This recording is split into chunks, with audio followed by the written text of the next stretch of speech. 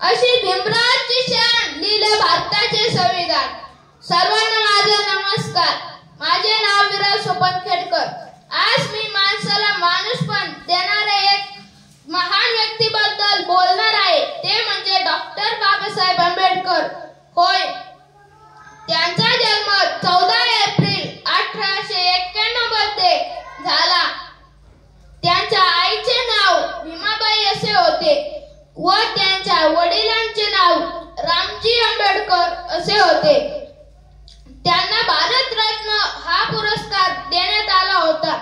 सर्वांना डॉक्टर बाबासाहेब आंबेडकर यांच्या जयंतीच्या हार्दिक शुभेच्छा। धन्यवाद।